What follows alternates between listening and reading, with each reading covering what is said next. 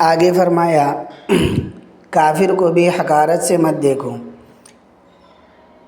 اس لیے یہ بھی گناہ ہے۔ کیا پتہ کسی وقت اللہ تعالیٰ اس کافر کو ایمان کی توفیق دے دے اور وہ تم سے آگے بڑھ جائے، تو لہٰذا کافر کی حقارت نہیں ہونی چاہیے، البتہ کفر کی حقارت ہونی چاہیے۔ فسق اور گناہ کی حقارت تو دل میں ہو،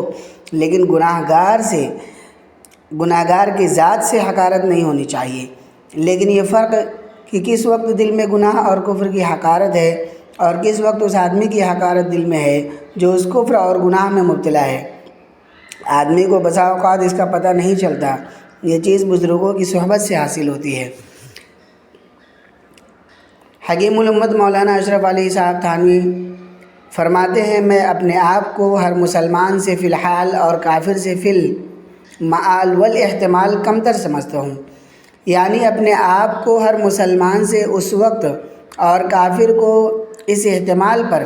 کہ شاید یہ کسی وقت مسلمان ہو جائے اور مجھ سے آگے بڑھ جائے، اپنے آپ کو کمتر سمجھتا ہوں۔ تکبر ایمان کے ساتھ جمع نہیں ہو سکتا۔ جب انسان کے دل میں تکبر آ جاتا ہے، اللہ تعالیٰ محفوظ رکھے، تو بعض اوقات ایمان کے لالے پڑ جاتے ہیں۔ آخر یہ تکبر ہی تو تھا جو شیطان اور ابلیس کو لے ڈوبا۔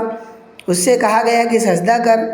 بس دماغ میں یہ تکبر آ گیا کہ میں تو آگ سے بنا ہوا ہوں اور یہ مٹی سے بنا ہوا ہے۔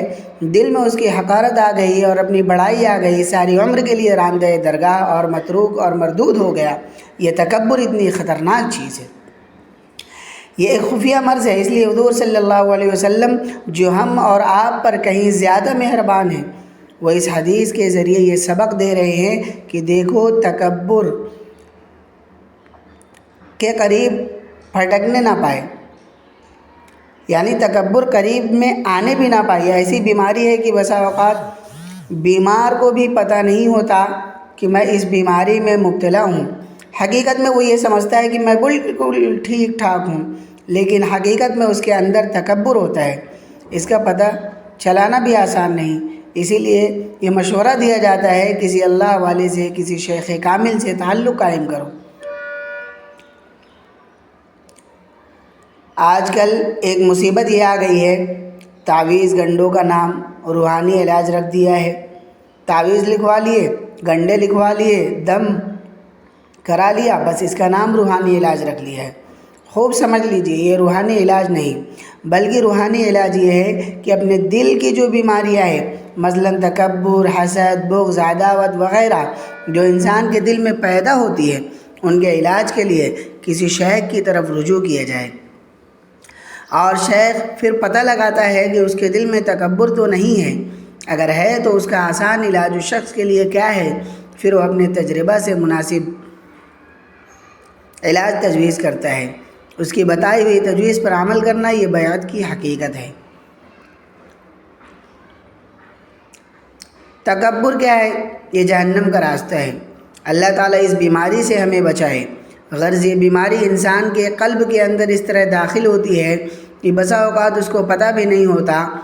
وہ تو سمجھ رہا ہوتا ہے کہ میں ٹھیک ٹھاک آدمی ہوں، لیکن حقیقت میں وہ تکبر کی بیماری میں مبتلا ہوتا ہے اور پھر اس کا سیدھا راستہ جہنم کی طرف جا رہا ہے، اور ایمان حقیقی تکبر کے ساتھ جمع نہیں ہو سکتا۔ اس واسطے اس کے علاج کی فکر کی ضرورت ہے، اور اس حدیث میں نبی کریم صلی اللہ علیہ وسلم نے اس کی تنبیہ فرمائی ہے کہ اس حدیث کے دوسرے حصے میں آپ صلی اللہ علیہ وسلم نے فرمایا، جنت ضعفاء اور مساکین سے بھری ہوئی ہے، یعنی جن کو تم دنیا کے اندر بے حقیقت سمجھتے ہو، غریب، غربا، فقیر، فقراء، معمولی حیثیت والے، معمولی کپڑے پہننے والے، ایسے لوگ جن کی طرف لوگ التفات بھی نہیں کرتے، ایسے لوگ اکثر و بیشتر اللہ جل جلالہ سے قریب ہوتے ہیں، ان کے دلوں میں اللہ کی عظمت اور محبت ہوتی ہے، اللہ تعالیٰ کی رحمتیں ان پر نازل ہوتی ہے، اور جنت کے اندر اکثر ایسے ہی لوگ ہوں گے۔ قرآن کریم کے اندر انبیاء علیہم السلام کے واقعات دیکھ لیجئے۔ دنیا میں جتنے انبیاء علیہم السلام تشریف لائے، ان سب کی اتباع کرنے والے اور پیچھے چلنے والے یہ غریب، غربا اور کمزور مسکین قسم کے لوگ تھے، اور یہی وجہ ہے کہ تمام مشرکین یہ اعتراض کرتے تھے کہ ہم ان کے ساتھ کیسے بیٹھیں، ان میں تو کوئی ماہی گیر ہے، کوئی مچھیرا ہے، کوئی بڑھئی ہے، کوئی دوسرا معمولی پیشے والا ہے، یہ سب آپ کے پاس اگر بیٹھتے ہیں اور ہم تو بڑے سردار ہیں، ہم ان کے ساتھ کیسے بیٹھے؟ لیکن اللہ تبارک و تعالیٰ نے انہیں کے اوپر فضل فرمایا اور ان کو وہ مقام بخشا کہ دوسرے اس مقام کو ترستے رہے۔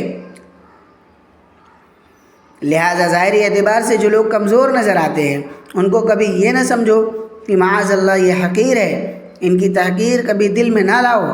اور ان کے ساتھ معاملہ اور برتاؤ ایسا نہ کرو۔ اس حدیث میں دوسری خاص بات جو خاص طور پر عرض کرنے کی ہے وہ یہ کہ نبی کریم صلی اللہ علیہ وسلم نے دو لفظ استعمال فرمائے، ایک ضعفاء اور دوسرے مساکین۔ ضعفاء کے معنی یہ ہے کہ جسمانی اعتبار سے کمزور، مالی اعتبار سے کمزور، رتبے کے اعتبار سے کمزور، منصب کے اعتبار سے کمزور۔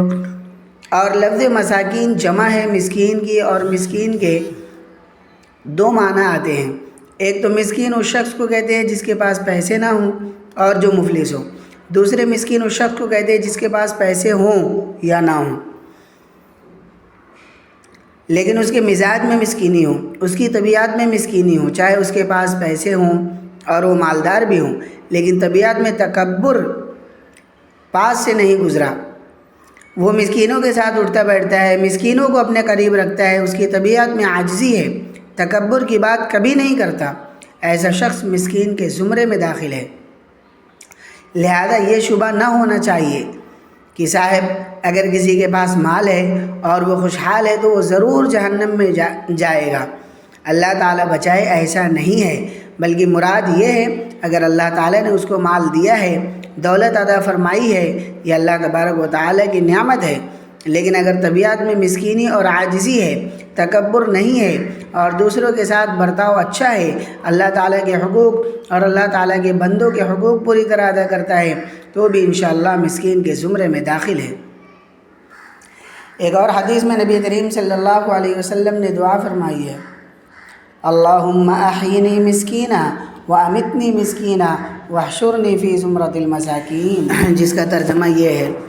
اے اللہ مجھے مسکینی کی حالت میں زندہ رکھ اور مسکینی کی حالت میں مجھے موت دیجیے اور مسکینوں کے ساتھ میرا حشر فرمائیے۔ اور ایک دوسری حدیث میں آپ نے یہ دعا فرمائی ہے، اللہم انی اعوذ بک من الفقر، اے اللہ میں فقر سے، مفلسی سے، تنگ دستی سے، دوسروں کی محتاجی سے آپ کی پناہ مانگتا ہوں۔ پھر آپ نے فقر سے تو پناہ مانگی اور مسکینی کی دعا فرمائی۔ اس سے معلوم ہوا کہ مسکینی کوئی اور چیز ہے، یہ فقر و فاقہ مراد نہیں ہے، بلکہ مسکینی سے مراد طبیعت کی مسکینی، مزاج کی مسکینی، تواضع، خاکساری اور مسکینوں کے ساتھ اچھا معاملہ وغیرہ ہے۔ اگر یہ خاکساری دلوں میں پیدا ہو جائے تو اللہ تعالیٰ کی رحمت سے اس بشارت میں داخل ہو سکتے ہیں جو اس حدیث میں بیان کی گئی۔ پھر حدیث کے آخر میں اللہ تعالیٰ نے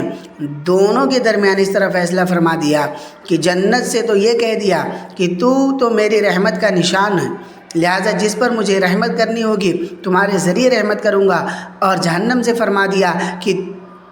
تم میرے عذاب کا نشان ہو، جس کو عذاب دینا ہوگا تو تمہارے ذریعے دوں گا، اور دونوں کو بھر کے رہوں گا، جنت کو بھی انسانوں سے بھروں گا اور جہنم کو بھی بھروں گا، اس واسطے کہ دنیا میں دونوں قسم کے انسان پائے جائیں گے، وہ بھی جو جنت کے حقدار ہیں، جنت کے اعمال کرنے والے ہیں، اور وہ بھی جو جہنم کے اعمال کرنے والے ہیں۔ بس اللہ تعالیٰ اپنی رحمت سے ہمیں ان لوگوں میں شامل فرما دے جن کو اللہ تعالیٰ نے جنت کے لیے پیدا فرمایا ہے۔ ایک بزرگ تھے، ان کے بارے میں یہ بات مشہور ہے کہ ساری زندگی میں، ساری عمر میں کبھی نہیں ہنسے، ان کے منہ پر کبھی تبسم بھی نہیں دیکھا گیا، ہر وقت فکر مند رہتے تھے۔ کسی شخص نے ان سے پوچھا، حضرت ہم نے آپ کو کبھی ہنستے ہوئے نہیں دیکھا، نہ آپ کے چہرے پر کبھی مسکراہٹ نظر آئی، آپ ہمیشہ فکر مند نظر آتے ہیں، اس کی کیا وجہ ہے؟ تو انہوں نے جواب میں فرمایا، بھائی بات دراصل یہ ہے، میں نے حدیث شریف میں پڑھا ہے کہ کچھ مخلوق تو ایسی ہے جو اللہ تعالیٰ نے جنت کے لیے پیدا فرمائی ہے، اور کچھ مخلوق ایسی ہے جو جہنم کے لیے پیدا فرمائی ہے، مجھے معلوم نہیں کہ میں کون سے زمرے میں داخل ہوں۔ جب تک مجھے یہ پتہ نہ چل جائے کہ میں جنت والے زمرے میں داخل ہوں، اس وقت تک نہیں ہنسیں گے۔ بس اس فکر کے اندر ہر وقت مبتلا رہتا ہوں۔ کسی بزرگ کا شعر ہے کہ مومن کی آنکھ اطمینان اور چین سے کیسے سو سکتی ہے جب تک کہ اس کو یہ پتہ نہ چلے کہ دونوں مقامات میں سے کس مقام پر اس کا ٹھکانہ ہوگا، یعنی جنت اس کا ٹھکانہ ہوگا یا جہنم۔ لہذا ساری عمر ان بزرگ کو ہنسی نہیں آئی۔ دیکھنے والوں کا کہنا ہے کہ جس وقت انتقال ہوا تو روح قبض ہوتے ہی چہرے پر مسکراہٹ آ گئی کہ آج پتہ چل گیا کہ کس زمرے میں اللہ تعالیٰ نے مجھے پیدا فرمایا۔ اللہ تبارک و تعالیٰ جن لوگوں کو یہ فکر عطا فرماتے ہیں ہم اللہ تعالیٰ کے مقام رضا میں ہیں یا معاذ اللہ مقام غضب میں ہیں، ان کو ہنسی کیسے آ سکتی ہے؟ لیکن یہ بھی اللہ تبارک و تعالیٰ کا ہم اور آپ پر کرم ہے کہ اللہ تعالیٰ یہ کیفیت طاری نہیں ہونے دیتے۔ اگر سارے انسانوں پر یہی کیفیت طاری ہو جائے تو دنیا کا کاروبار ٹھپ ہو جائے، دنیا کا کاروبار چل نہ سکے، اس واسطے یہ کیفیت طاری نہیں ہوتی۔ لیکن حضور صلی اللہ علیہ وسلم جا بجا احادیث میں متنبہ فرماتے رہتے ہیں، اس کا یہ مطلب نہیں کہ غفلت میں مبتلا ہو جاؤ اور ساری عمر یہ خیال نہ آئے کہ کہاں جا رہے ہو، جنت کی طرف جا رہے ہو یا جہنم کی طرف جا رہے ہو، بلکہ آنکھیں کھول کر دیکھ لو کہ جس راستے پر تم جا رہے ہو وہ جنت کی طرف جانے والا ہے یا جہنم کی طرف جانے والا ہے، اور اپنے اعمال پر نظر رکھو کہ ہم کون سے اعمال کر رہے ہیں۔ اللہ تعالیٰ اپنی رحمت سے، اپنے فضل و کرم سے ہم سب کو اس مخلوق میں شامل فرما دے جو اس نے جنت کے لیے پیدا فرمائی ہے۔